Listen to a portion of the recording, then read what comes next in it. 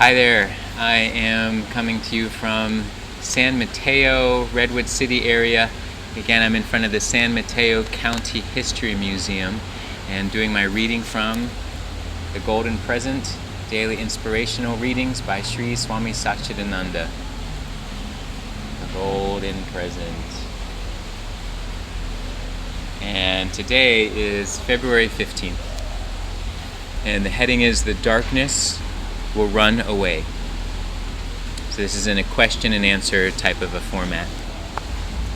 So the question goes to Swami Satchidananda. How can you trick your mind into getting rid of a bad habit? And Swami Satchidananda responds, how can you trick your baby so you can take away something that would hurt it? Suppose the baby is playing with something sharp. What kind of trick would you use? You would give her something nice to distract her. In the same way, find some nice positive habits. Present them to the mind. Admire them. Oh, look how terrific that habit is. So useful. Something to be proud of. Certainly your little baby mind will jump to grab it. As soon as it jumps for the good habit, take away the bad one. If you want to be rid of bad company, what should you do? Just get into good company. The bad company will automatically stay away. It's simple. You won't be available to the bad people because you will always be mingling with good people. That's a very good beginning toward a very high goal. Sri Patanjali calls it Pratipaksha Bhavanam, substituting positive thoughts for negative ones. Think of the opposite, develop the opposite. If you have hatred, develop love. That is the trick. You cannot simply beat a bad habit to get rid of it. That's like being in a dark room and beating the darkness, telling it to get out. Instead, just bring in a candle. Without even saying goodbye, the darkness will run away. Yeah, this has been a very important part of my journey with yoga. And yes, kind of a handful of different things came to mind about this. I will say that I started off, practicing yoga for more of an ambitious reason of more of a physical reason to try to become more flexible, to help improve with my dancing when I was dancing at the time. And I thought that was the reason I wanted to practice yoga. So it pulled me in and I was interested in it because I had that particular desire or attachment to how I wanted the practice to inform me. And thankfully I had a very good teacher who saw that I had the discipline and ability to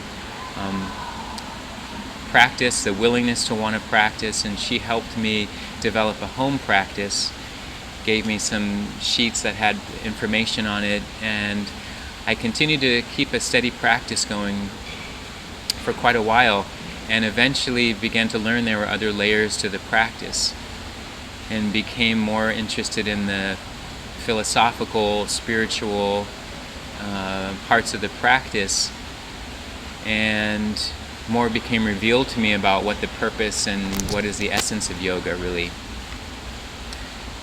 So I replaced that more physical interest in the practice with something that became more holistic, and now that I'm not even dancing, I see how the benefits have gone even deeper for me.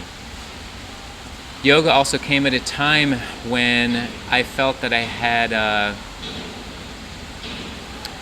kind of a compulsive nature around some behaviors. One of them was around sugar. And I always had candy on me. I always had sugar around. It was kind of a way of keeping me going. It was little jolts of that sugar that actually were taxing my adrenals and my body. They weren't really this happy, smiley thing that I often think of candy. It's actually a drug, the refined sugar that my body's trying to process, and it's I'm getting a high from it because of how it, affects the body, and insulin's getting spiked, and it's just causing basically confused reaction in the body to start sending insulin, and eventually it gets worn out. But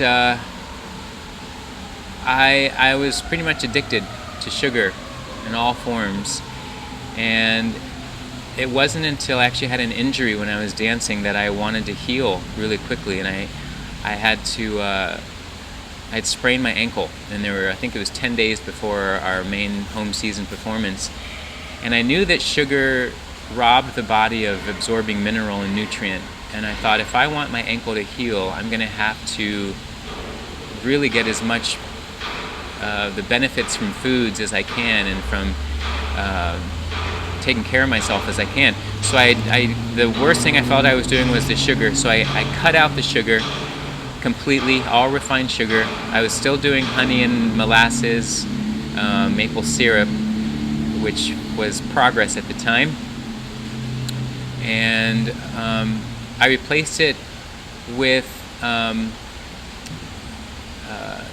pickled foods, because I had heard somewhere if you're craving sweet to try eating something pickled, like sauerkraut, kimchi, Japanese pickles, regular pickles, I guess, anything that's naturally pickled. And I was able to remove the sugar craving. Partly also, I guess what I also replaced it with was a willingness to heal. I wanted to be able to get back to dancing, and I was able to. I did actually bring myself back to a place. The doctor said it was going to take a month or something, and then within the 10 days I was dancing. I did end up having an injury to my back that happened during that, but my ankle was okay, but maybe it was compensating. But in any event, the idea there was that I was able to kind of shift from one focus to another focus, because I had a different intention and a different plan. But instead of just stopping it and not having something to replace it, I learned that there needs to be something that's replaced. And that idea of bringing in a positive energy to help move out a negative energy or something that's not serving you became a practice that I learned to do, and I continue to learn to do. And I like that idea. It's like, instead of the idea of just trying to stop completely, cold turkey it, and not have any other plan beyond that, I like the plan now of, okay, what's the positive? There's a practice we do in my classes, and that's guided in integral yoga, where we're inhaling for a certain number of counts through one nostril, then exhaling through the other, nadi suddhi. And you kind of blocking off a nostril, exhaling, and inhaling, blocking off, opening, exhaling, inhaling. So exhale, inhale, then switch. And a practice I learned was to bring in that Pratipakshabhavanam that talked about in the reading, where you inhale the positive and you exhale the negative. So it couldn't be, inhaling love and then exhaling hate or fear. Inhaling love, exhaling hate or fear. And it can even do without the nose. You could just do it as a regular inhale and an exhale, using the breath as a way to coordinate that same idea of positive and negative. So I'm going to leave it at that. I have a number of thoughts more than that, but that's how these are going to go right now. Trying my best. So thank you. These are my readings, 365 days of reading from the Golden Present, reading on the spot, and we'll see where it goes from here. All right, thanks for tuning in. Have a good day.